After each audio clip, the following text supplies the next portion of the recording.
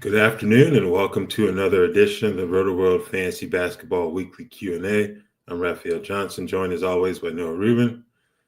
Noah, how's everything going? And did you have a dog in the fight that was the national title game last night? Rap, things are going well, but no, I didn't have a dog in the fight. I don't really like either team. If I had to choose one, I was more against winning. It was Ohio State, but frankly, I I didn't even watch. I was focused on the NBA games. Okay, So yeah. I think I watched the last 2 minutes when I saw that Notre Dame was about to have a chance at maybe tying the game. And then the Jeremiah Smith first down. I was like, oh, okay, cool. Back to basketball. Yeah. Yeah, it was a two-screen night here. Nice. Didn't really have a bone, anybody involved that wanted to win or lose. Just wanted to watch the game, and it's good they had some suspense late, but Yeah. yeah. Nice.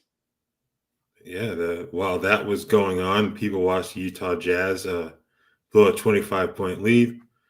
And this narrative probably worked out pretty well for Danny Ainge and company in terms of their draft stock. So Pelicans are hot, winners of 4 straight. So are the Charlotte Hornets, who have won 3 straight. I believe those are season-long streaks for both teams. Wow. We'll see what Charlotte does. They're closer to 10th in the East than New Orleans is in the West. So we'll see what they do there. But I know we got some interesting things going on in the NBA in terms of injuries. You got the Nick Richards trade that kind of gives him some fantasy value, even though he didn't play well yesterday. Anything you kind of took away from the weekend in NBA basketball fantasy-wise that looking forward to here? I mean, the most important thing to me is that Onyeka Okongwu moved into the starting lineup finally. Mm-hmm. I think Yes. That has been something that has been talked about, I think, as long as I've been writing about fantasy basketball, is that we've been trying to get Okongwu to move into the starting lineup. And it's finally happened. I'm assuming, based on the way it happened, that this is kind of a permanent move and that Okongwu is just going to be the starting center moving forward. The first start was okay. 28 to 20 minute split, almost had a double-double, but the 3 previous games the production was much better. And the minutes were about the same. It was about 28 minutes. So we've seen what he can do in that time. Could be a little bit matchup dependent as well. So yeah, I'm very excited to see how this looks. Is this everything we've been hoping and dreaming it would be when the day finally came? The first start was but I'm optimistic. Yeah. This has been a multi-year operation for fantasy basketball people. So to see it happen, like you said, you wonder, is it a matchup issue in terms of Karl-Anthony Towns, or is it something that will have some, permanent effect? I think financially it would make sense for it to. Capella being a free agent this summer, Okongwu, very much you would think that they want him to be the guy of the future in the middle for that franchise. So, yeah. And it's a very team-friendly deal. I remember when he signed it was pretty surprising. I think it was like 4 years, about 60 million, maybe a little bit more. Yeah. But as far as the matchup thing, it may have been less about, it's against Karl-Anthony Towns and more about, the Knicks just made Trae Young turn it over 9 times. So that's, a handful of potential assists to Okongwu that could have been there, a couple offensive rebounds that went away from turnovers. But I'm excited to see what he does. Yeah, I'm proud to report that there were no center court dice rolls yesterday. But yeah, with that, it's always fun when those two teams meet. Really good day of basketball in the NBA yesterday, 8 games. We've got some questions lined up in the queue already. So as always, thank you guys for tuning in. Let's get to some questions. First comes from Parker Finley. Thanks for tuning in. What chance does Rob Dillingham have of hitting relevancy this season, holding him in Dynasty, but not in redraft right now? I think that's the way to go, is to hold in Dynasty and not necessarily in redraft. I think it's good to see him kind of in the rotation. Dante DiVincenzo being out indefinitely, Mike Conley starting. Rob Dillingham has been playing better than Mike Conley. And I think that there was questions about why Chris Finch closed with Mike Conley. I think there was reporters that asked him those questions. And I don't know. I wouldn't be shocked if the minutes start getting closer towards a split. And if Rob Dillingham keeps playing as well as he did in their last game, he had 15 points off the bench. And Mike Conley keeps struggling as he kind of has all season. I could see a scenario where Rob Dillingham eventually moves into the starting lineup, but I'm not optimistic that that's going to happen. I think it's just more of a possibility. Yeah. So if we're going to put a number on it, I'd say like a 15 to 20% chance. I'm not I don't think he's a guy that you should be stashing or anything like that. It's like if it happens, it happens. But if not, oh well. Yeah, he's played 18 and 17 minutes in these last 2 games. I think my concern with him, if he were to be moved into the starting lineup, is what is he going to provide, outside of the points? Because you're in the lineup with Anthony Edwards, Julius Randle. Those touches are probably going to be minimal in terms of what he gets offensively. He hasn't recorded a steal or a block shot. The blocks are one thing, but not a single steal in these 3 games that he's been in the rotation. 7 assists to 3 turnovers, so that's not too bad. But the production outside of points and 3-pointers, what's he going to be able to give you? I think that'll be my question. But yeah, like Noah said, you certainly want to hold in dynasty leagues, regardless of what his minutes were. Like I think he's going to have a key role in that franchise at some point. Maybe not this year in the way we kind of think it should be, but down the line, it certainly will be the case. With redrafts, I think still in a bit of a wait and see pattern, I think, with Dillingham.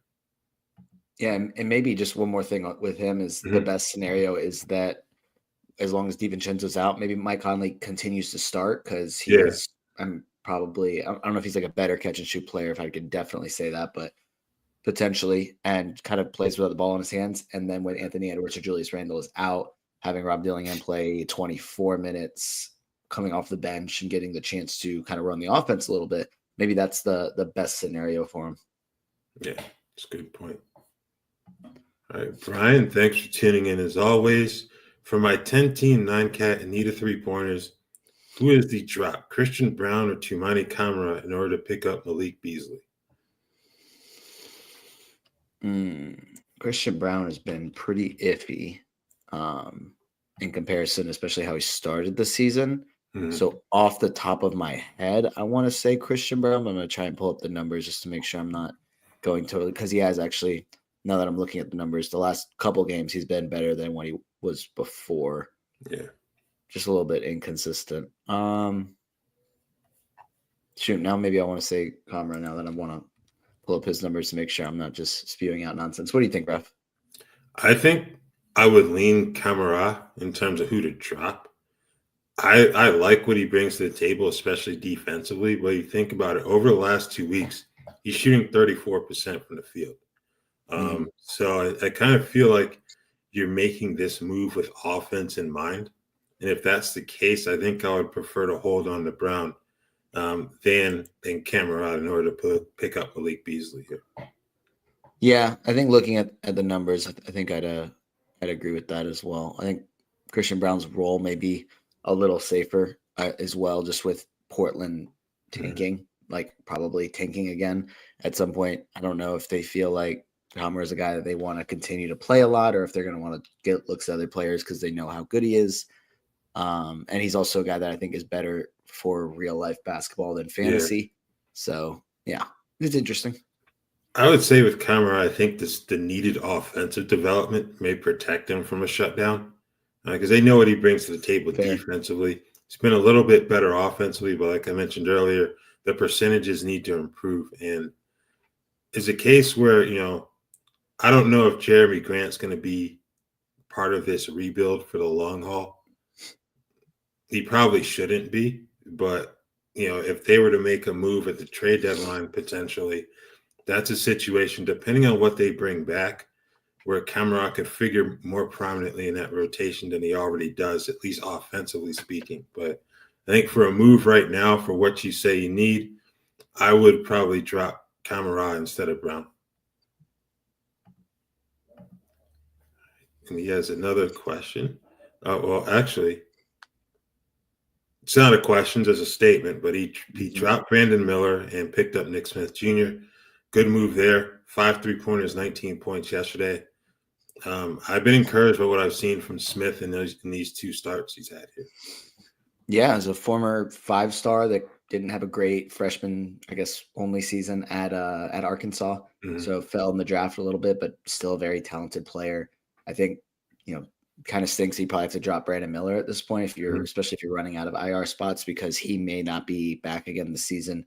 I know you talked earlier about, they've won 3 games in a row. They're like 5 games out of the play-in tournament. So it's not a guarantee that they would shut him down, especially if they keep winning and they have a chance of making it to the postseason. But I'm not super optimistic that they're gonna be able to keep that up. I literally traded for him in one of my leagues like a few days before the injury, which kind of stinks. But I'm sure I'm not the only one that has to deal with that.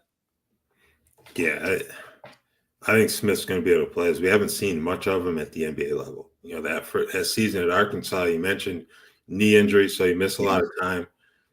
Last year didn't offer much. This year he really wasn't in the rotation until recently. So they need to figure out what they have there in terms of his value. Another first round pick like Miller in 2023. So see what he's got. I think he'll be pretty good to go in terms of minutes moving forward. 12-run projects. Thanks for tuning in. Would you drop Cam Thomas or Andrew Wiggins to stash Kel'el Ware? 10-team category league.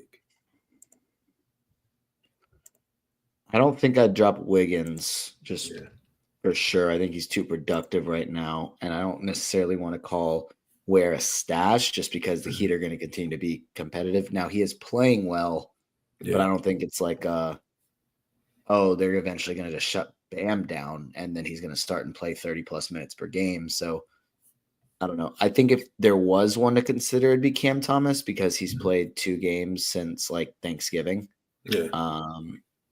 And that's probably more so if you're running out of IR, you can't stash him any longer than maybe. I don't know. What do you think about dropping Cam Thomas right now? I think I would hold off for a few days. If I'm not mistaken, he should be reevaluated pretty soon here. He was ruled out for their road trip with the hamstring injury. At this point, they're not going to try to rush him out there. They're headed in the wrong direction in terms of their record, but in the right direction in terms of their draft lottery odds. So he's someone that we've seen him shoot and score 35 to 40 points and potentially win a game. And that would be probably a nightmare scenario for a team like the Nets right now. So if you're to drop anyone right now, I guess you can do it, but I think I would rather wait to see what's going to happen with him because I don't think Ware is like a stash guy. I think we see how his role evolves, especially if he gets more minutes playing next to Bam Adebayo. That would do wonders for him, but let's see it happen for a longer stretch than what we've gotten here through like 2 games or so. For sure. All right. Rizzy McGuire asks, why are people sleeping on Isaiah Collier? Seems like people are afraid to call him a legit ad. I'm not. I mentioned him in this morning's fantasy pickups column. Nice. He certainly needs to be picked up. Double-digit assists in 3 straight games.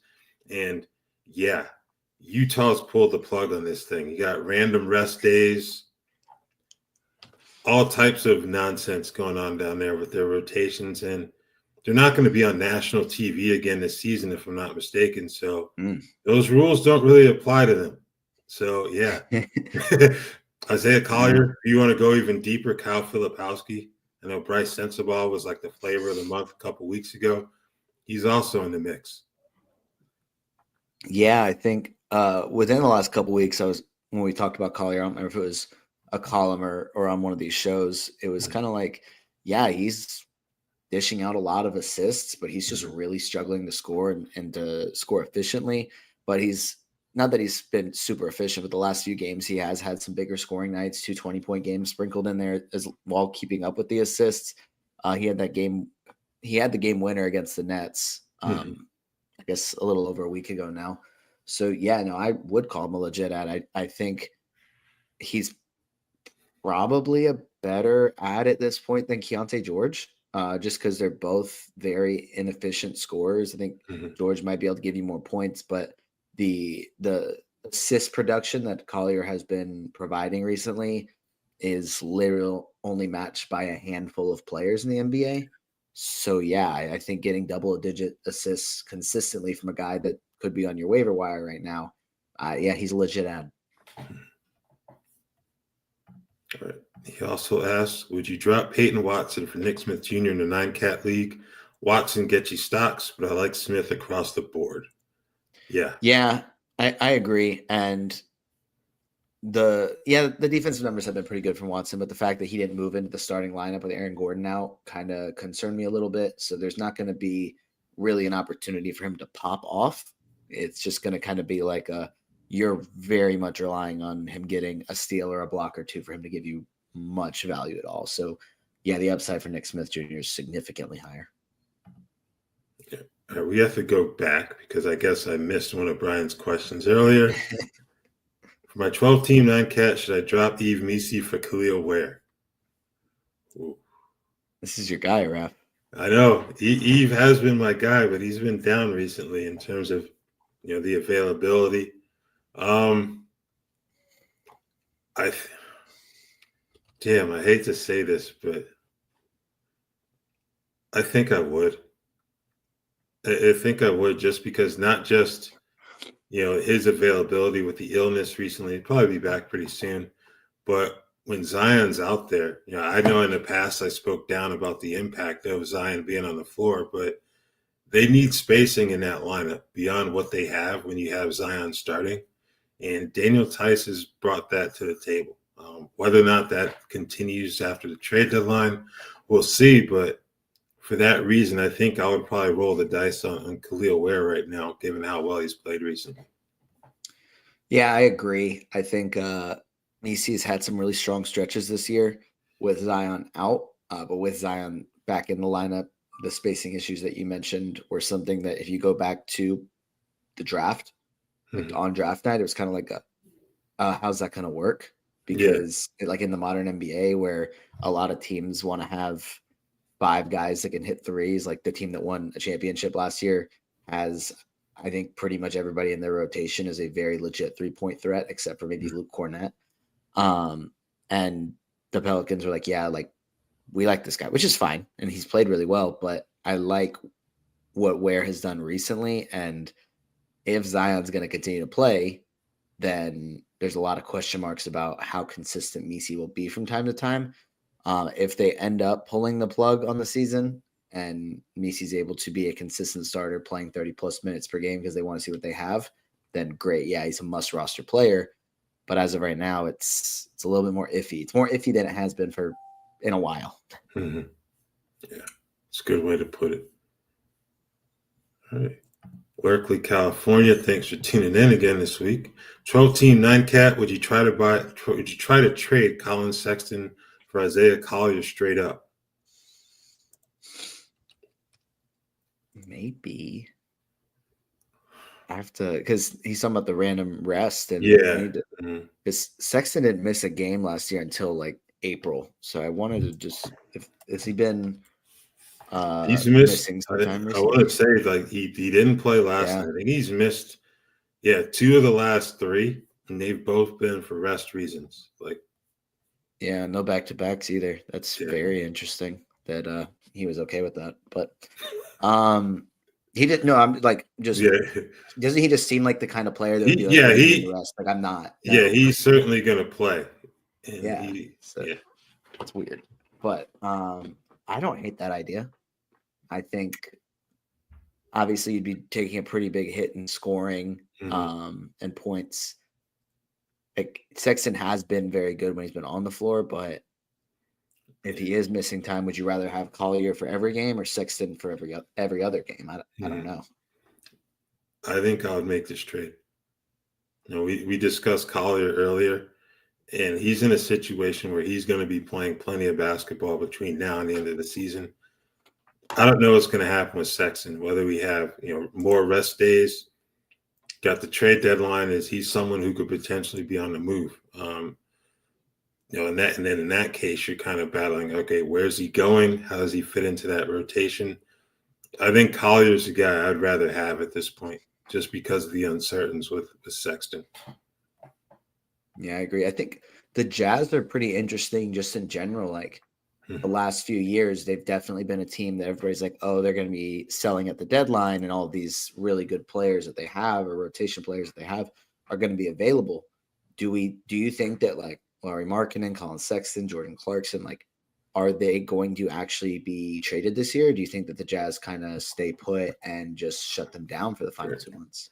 They can't trade Markkanen because that's why he signed his extension when he did. So they can't trade him until the summer to do that. And I think he's going to be a key building block for them anyway. So I don't see him going anywhere. But guys like Collins, Clarkson, Sexton. I think we're going to hear a lot more about them in like the trade rumor mill between now and February 6th. Yeah. We'll see if they actually pull the trigger. All right. Bilal Coulibaly has been bad lately. Any need to panic or potentially buy low? Thanks for tuning in, Daniel, by the way.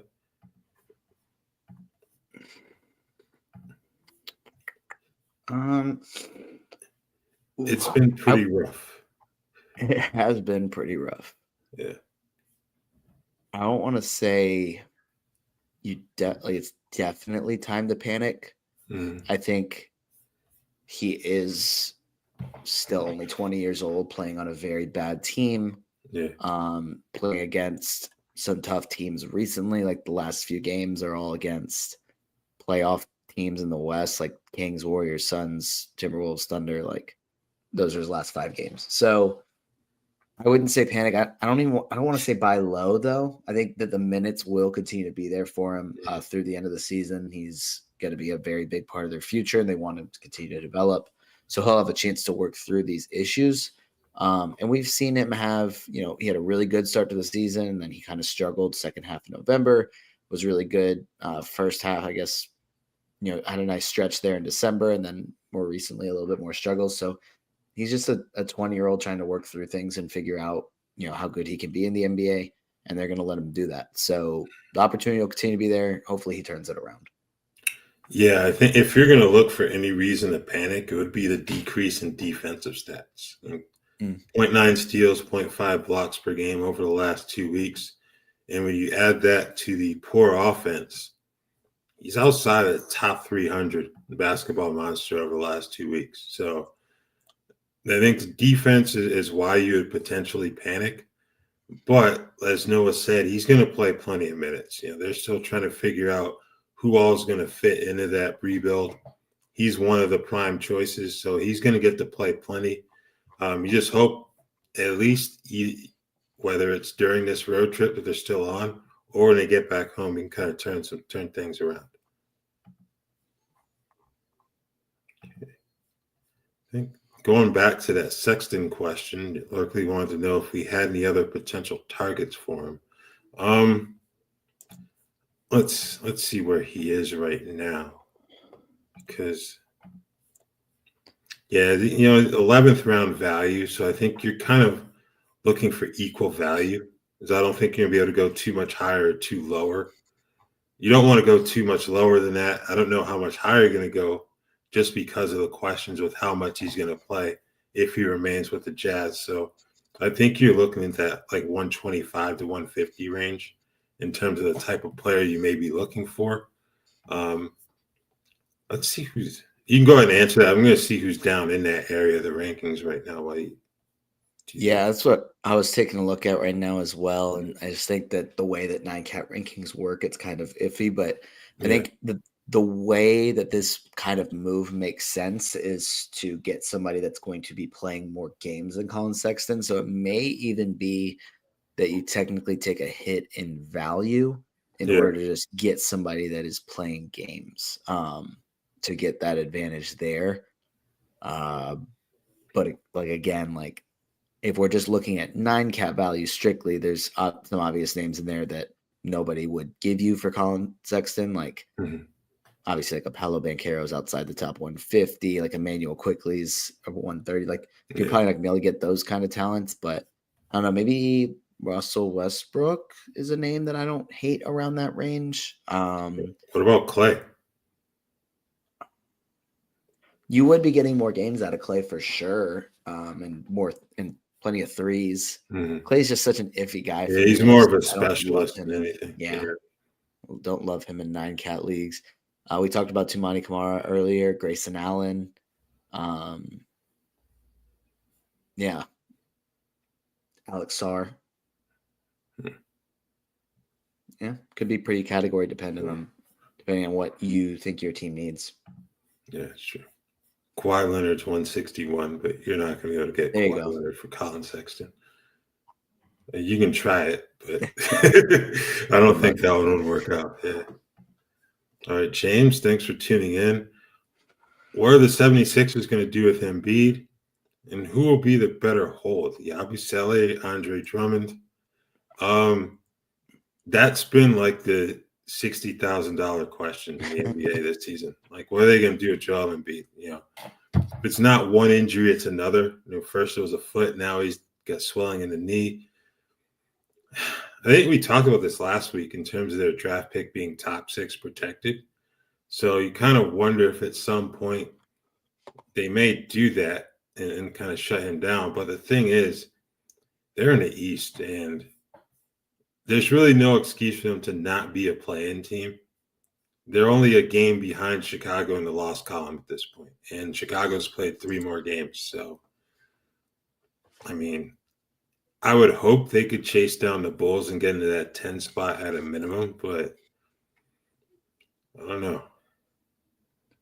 Yeah, I mean they've lost 6 in a row, but it's hard for me to get through my head that like the 76ers could just totally miss out on the postseason, especially in the East.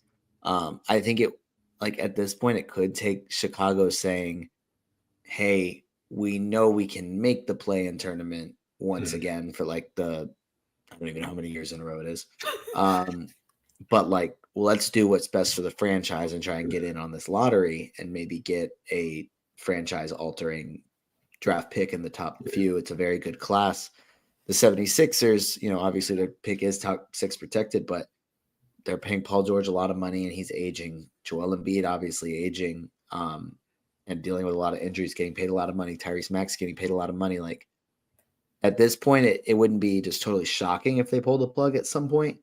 But if they get into the postseason and have those guys available, it's hard for me to say, oh yeah, no, the Pistons are 9, the 76ers are 10. Like I would just based on the experience, the talent, like they can probably get out of the play-in tournament and give somebody, a tough time in the first round of the playoffs. It's like they know what kind of talent they have. So I think it would take a lot for them to totally pull the plug on their season.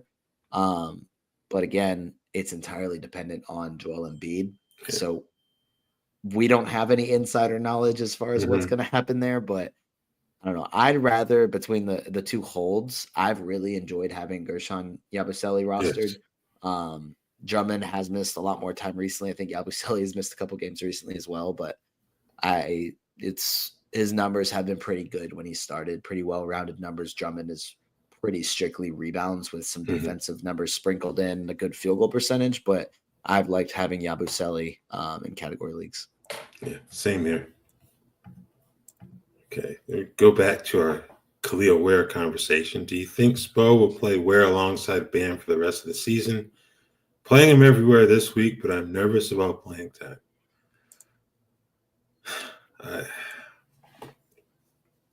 I hope so. Yeah, same here.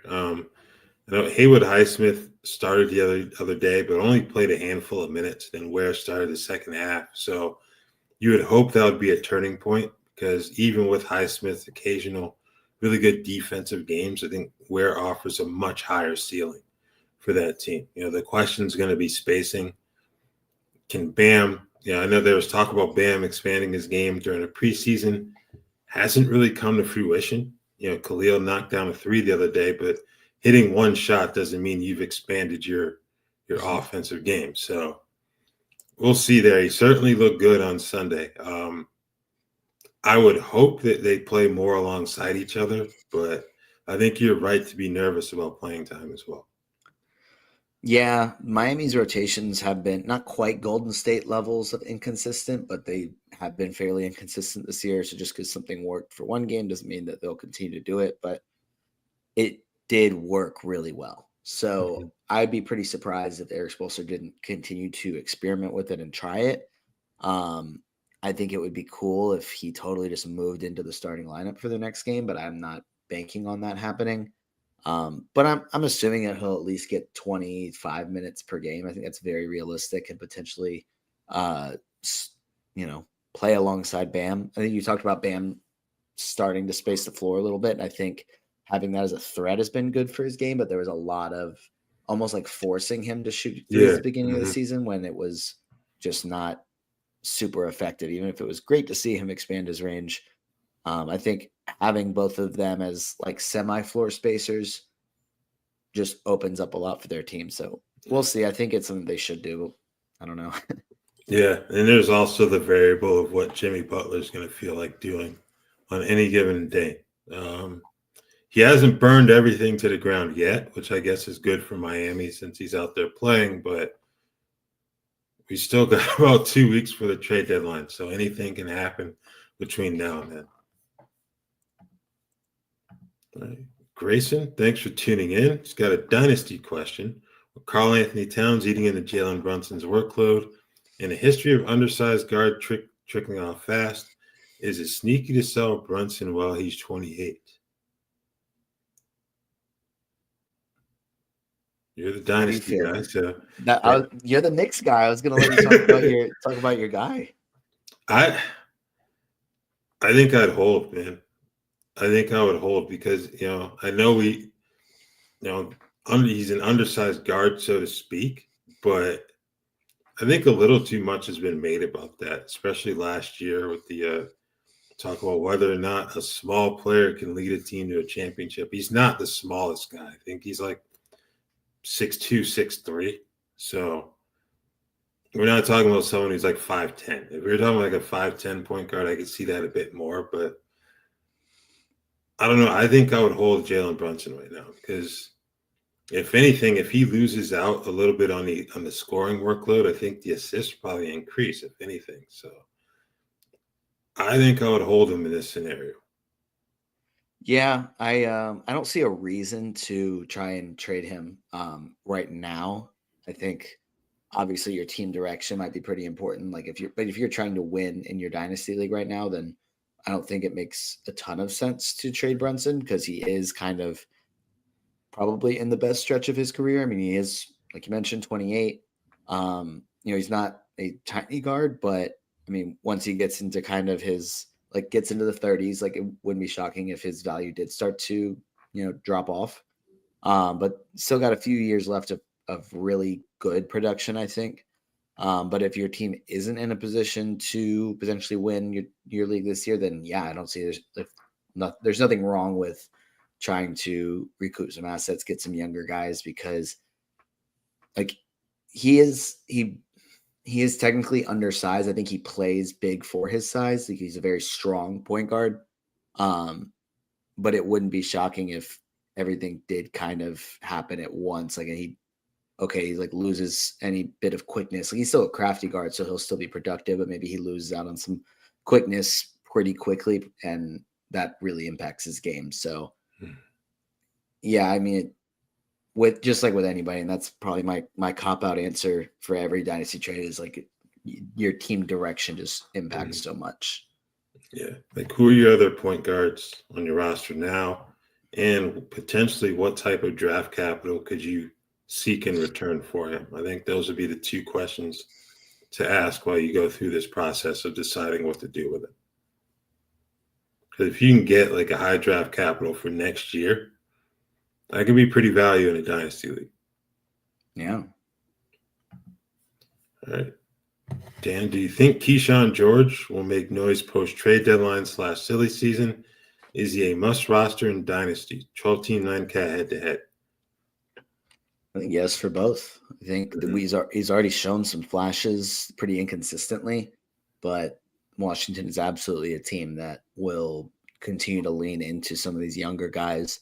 After the trade deadline, I'd be pretty shocked if Kyle Kuzma was still there, but even if he is, wouldn't be shocked if he was seeing either fewer minutes or missing games, just to open up more opportunities for these young guys to develop. So definitely silly season. I expect him to at least get a lot of opportunities. And yeah, he's a rookie first-round pick that has shown enough flashes for him to be considered a must-roster player in Dynasty. Yeah, if we get to like mid-March and Kyle Kuzma and Malcolm Brogdon are not just on the roster but playing quality minutes, somebody's not doing their job down there. Those young guys need to be playing plenty. I think that's the whole point of giving that staff the leeway to kind of rebuild from scratch here. So, yeah, he will certainly have opportunities to make noise. It's just going to be up to him to actually make it happen. So, agree with Noah. Certainly should be rostered in Dynasty right now. All right. Another Dynasty question from Grayson.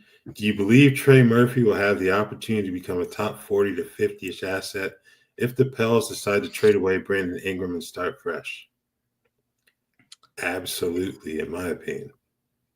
He might already be there. It should be over. Like, it should be, Trey, take the keys. You're one of our key guys going forward.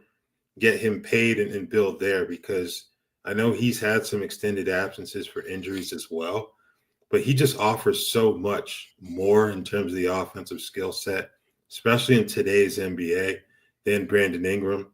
So, yeah, I think he should have the opportunity, and I think he will have it. Yeah, I mean, he's over the course of the season, 15th in 9-cat per basketball monster. Over the past 2 weeks, he's 4th, and he's 24 years old. So I think pretty easily top 40 to 50-ish. Obviously, there's some guys ahead of him that are maybe younger that just haven't, reached the level that we believe he can reach, or that their games aren't quite as friendly for 9-cat overall, and like making his 9-cat value look better as Trey Murphy's are. But I think top 40 to 50 is at like worst case scenario. Like most Dynasty rankings should have him at least top 40 to 50, if not higher. I haven't made rankings in a while, but I don't think I could come up with 40 guys I'd rather have in Dynasty than Trey Murphy. So 100%, if you can get him on your roster, like, you're doing good. All right. James asked, who should we pick up Timberwolves now that DiVincenzo will be out for a while? I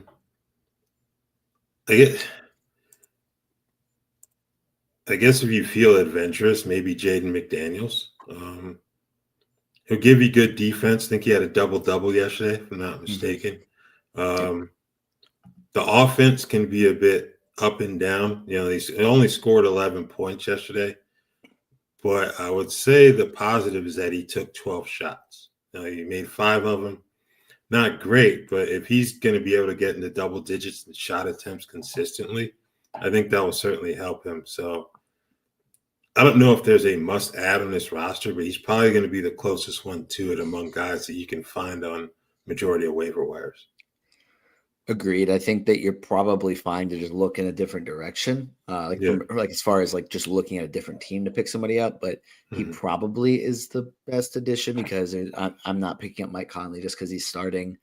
I'm not picking up Nickeil Alexander if he's playing about 20 minutes off the bench, and I can't justify picking up Rob Dillingham if he's playing 15 to 20 minutes off the bench. So McDaniels would be the number one guy, but you could probably just look for a different team. All right. Is Scoot Henderson a must-own, must-roster?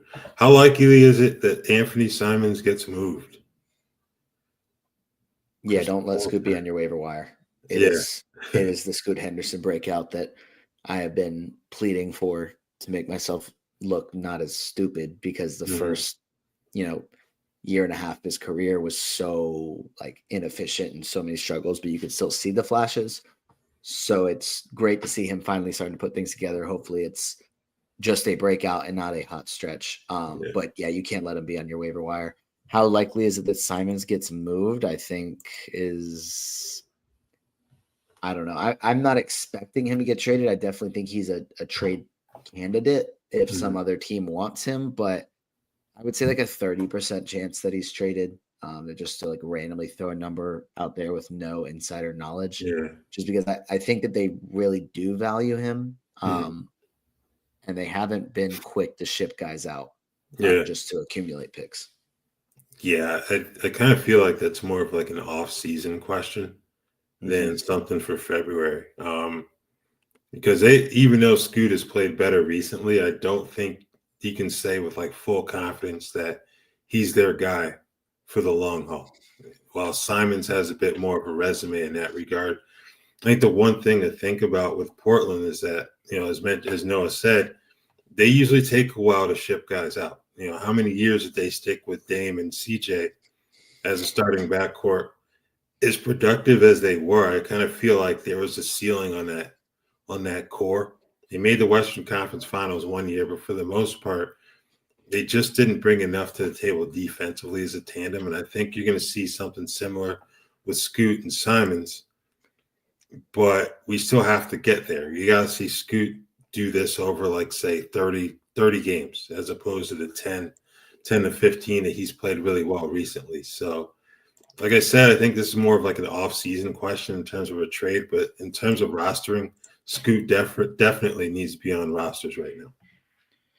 Just a quick note with my mind started wandering while you were saying the Dame CJ teams, and now I have to look back. Did they make it to the Western Conference Finals with Dame CJ and Yusuf Nurkic as the starting center? Okay, no, it looks like Nurkic was out. It was Myers Leonard.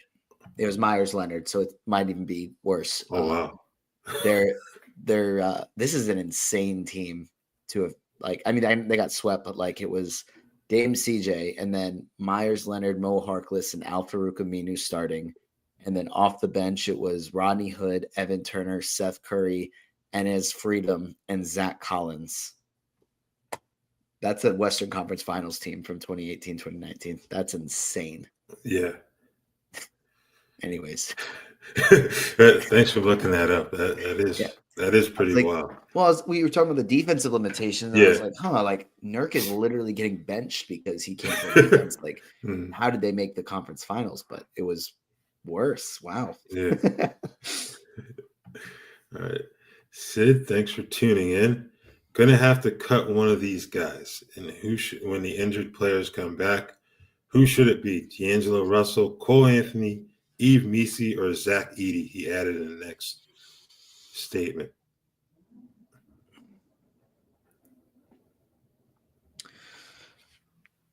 I think I want to say it. So when injured guys come back, I guess it depends on when or who those injured guys are and when they're coming back. If Franz Wagner is one of those injured guys, then I would say Cole Anthony is definitely the guy to drop. Because I think once they have Suggs, Franz Wagner, and Paolo's already back, and they kind of have that rotation healthy, Cole Anthony is not going to have much fantasy relevancy at all. But at the same time, I don't think any of those guys are like 100% must roster players at this point. Yeah, I think I dropped Cole. I think even with our concerns about Missi that we discussed earlier, that team's going to need a miraculous run to get into the play-in conversation. So I wouldn't be surprised if we hit like March and they were still 5 to 7 games out as opposed to 10 of what they are now. I could see him getting more minutes under that scenario. Edey's on a playoff team. They've got a lot of different options, which kind of makes him expendable in terms of fantasy. But I think Cole Anthony is the guy I would drop because when they were relatively healthy, he wasn't even in the rotation. So I don't think it'll take too much for him to lose out on any relevancy once Franz Wagner gets back on the floor. And Jalen Suggs. All right. Excluding one game, Derrick White has consistently underperformed these last 2 weeks. Is it just a mini slump, or could he potentially be nursing an unreported injury?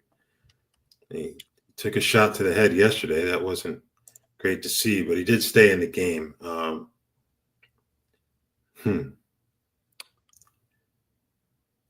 don't know. Like, I don't think we can necessarily speculate on whether there's an unreported injury. So I don't know about that, but he has had a few pretty bad games. The team hasn't looked great in general. They've also played in a handful of blowouts that have kind of limited his minutes. So I would just kind of chalk it up to being a sort of mini slump. Though I suppose it could be some sort of unreported injury that we just don't know about. Like, I guess it's not impossible, but it's not something that I think is fair for us to speculate on. Yeah, agree. Over the last 2 weeks, 31.7% from the field.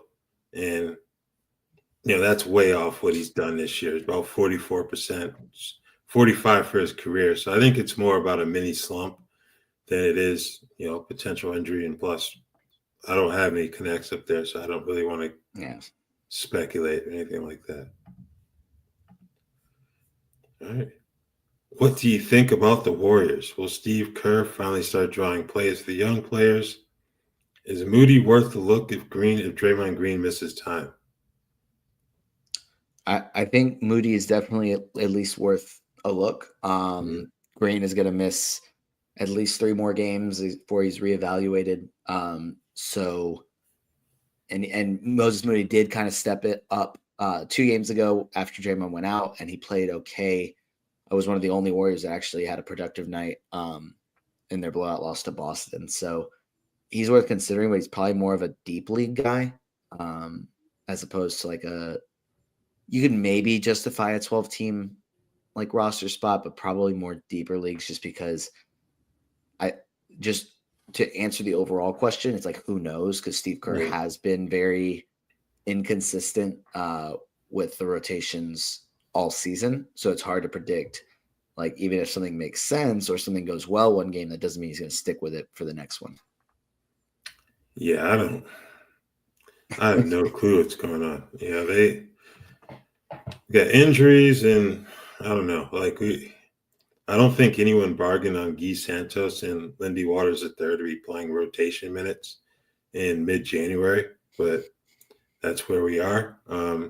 He did speak highly of Moody's ability to play some power forward when they asked him about it a few days ago in the immediate aftermath of Draymond's calf injury. So I think for that reason, he is worth a look. I would lean more towards 14-team leagues than 12-teamers right now. I'd need to see a little bit more production from him before making that jump in standard leagues. All right. Matt, thanks for tuning in. Do you think Cade Cunningham is a first-round pick next year in fantasy? That's a good question. Okay, let's see. So Jokic, SGA, Wemby, Luka, Anthony Davis, Jason Tatum, Cat. I feel good about being first-round guys. Giannis, that's 8. I think that there could be a case for him to be a first-round guy. I think you'll probably have like some consideration for Chet, depending on how the second half or like when he comes back, how he looks there. Alperen Şengün should get some consideration. Evan Mobley, Scotty Barnes. I think like Cade will definitely be a guy to at least be considered, maybe especially in the back half of the first round. There'll be a case. We'll get a lot more sample size of production before we have to answer that question, maybe even get a postseason out of him. So I think right now, maybe barely. Yeah, I think it's going to depend on your league type too. Like I can see the argument much better for an 8-cat league than a 9-cat league, just because the turnovers aren't going to be a factor there. He's been better in that regard. Well, he's still averaging 4.5 turnovers per game, but it's just that the overall usage has been so high and a production that you haven't taken much of a hit there in terms of his 9-cat value. But I think that's going to be the question.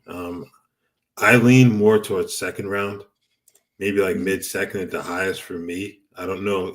Like the guys that Noah mentioned, a lot of them are pretty much going to be first-round locks next year in drafts, as they have been in recent years. So I think he's more of a second-rounder for me. That's fair. Okay. Please rank for the rest of the season. And he needs to drop 2 of these players. We got Cole Anthony, Grayson Allen, Dennis Schroeder, and Klay Thompson. Oh, man. I think I want to say just quick answer is roster Grayson Allen and Klay and drop Schroeder and Cole Anthony.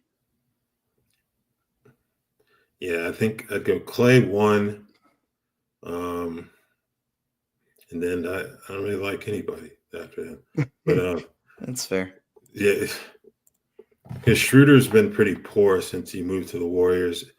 Allen, decent, and you also have the Bradley Beal factor in terms of him not being able to stay healthy. So I guess I'll go with him 2.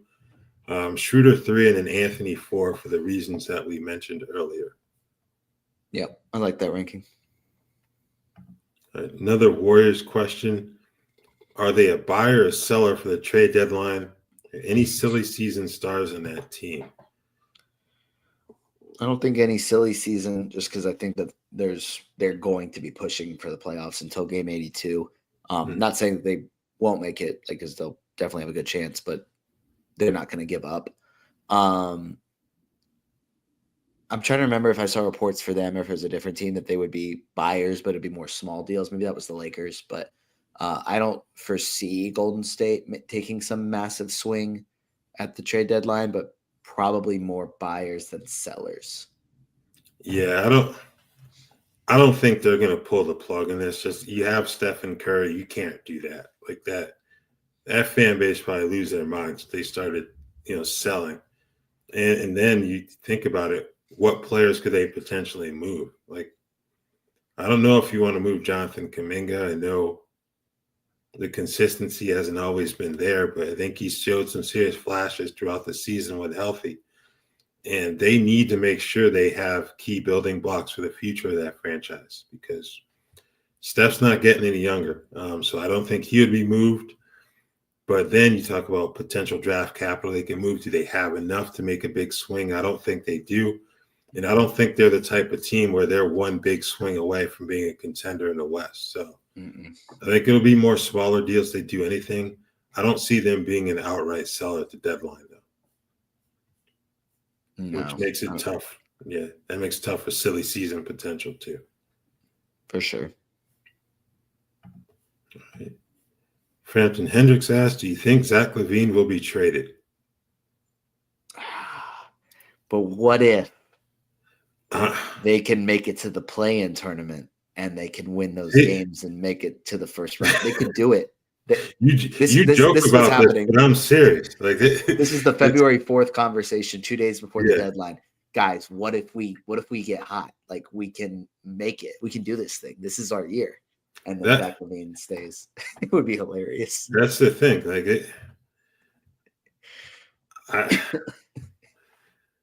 well, you look at him, you look at Vucevic, you say, one or both probably should be for the long-term health of the franchise. But it feels like ownership is more concerned with having 41 filled home dates than they are, truly building a contender. So to answer your question, I don't know. I'll lean 50. I think it'd be 45-55 would be my lean that he gets traded. I think we're closer to him staying than being traded personally. Yeah, that's painful because he should absolutely be traded. I mean, at this point, it should just be whatever you can get for him, just for the future of the team. Is like, he's playing incredibly well. You have to move him. Yeah. Like, hopefully a team gives you a first. I don't think that they're in a position to just be picky and say, we want more value for him, so we're going to hold him for a couple more months and then try and trade him this summer. And if we don't like our value, then we'll hold him to the trade deadline. They're not in that position. They should be moving him, but that doesn't mean that they will. Yeah. Okay. Got a prediction question. If Noah Rip Van Winkle's through the trade deadline, which team looks most unrecognizable upon his February 7th awakening?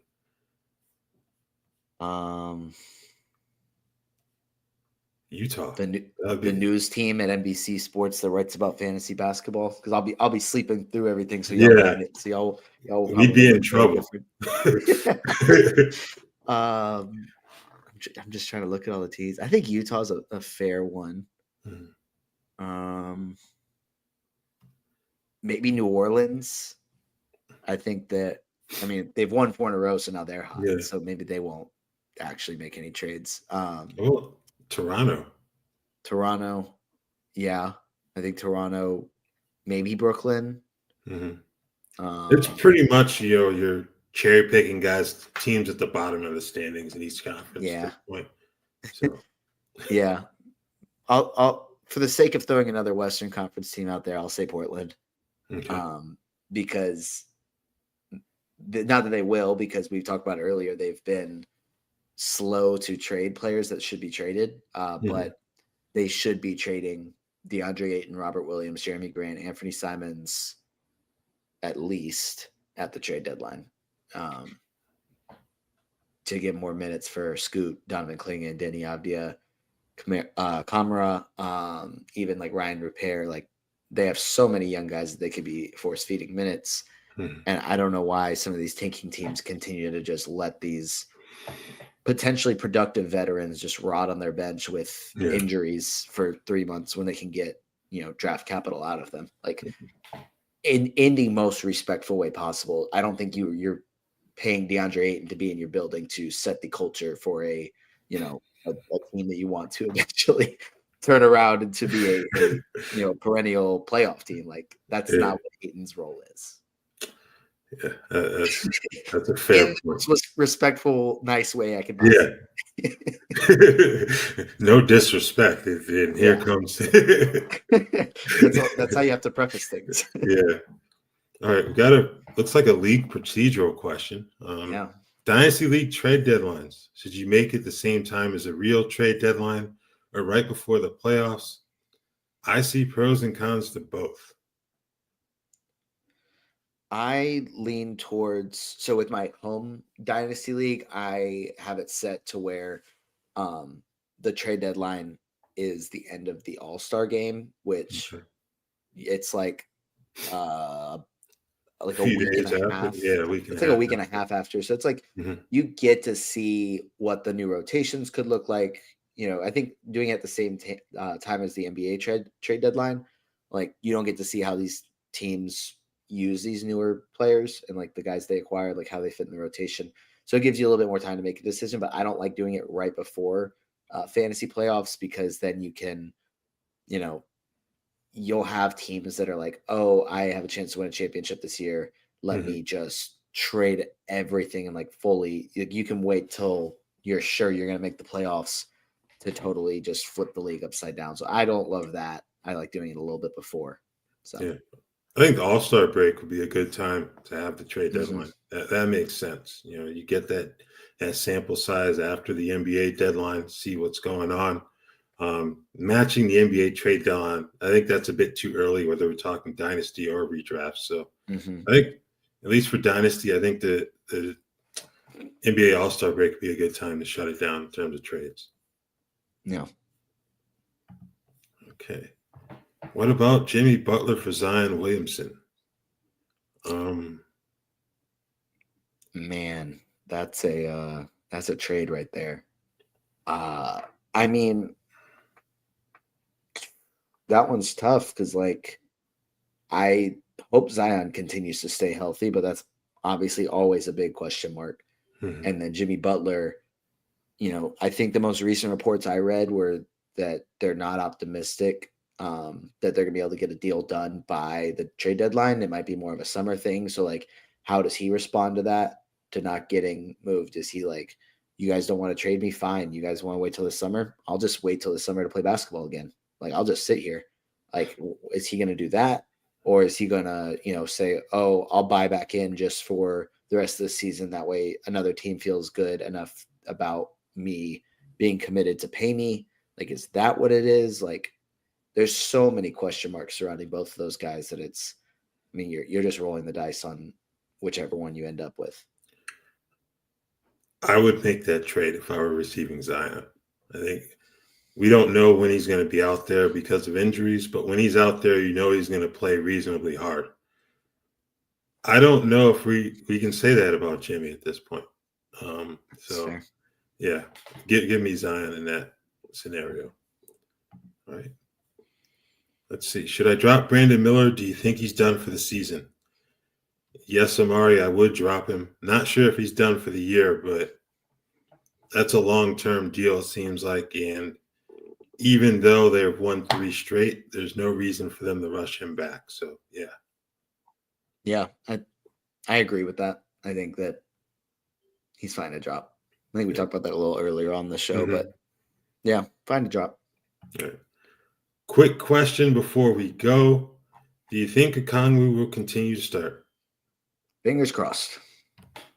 Certainly hope so, but we don't know for sure.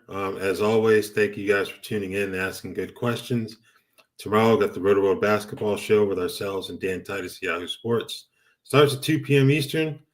Once again, thank you and enjoy the rest of your Tuesday.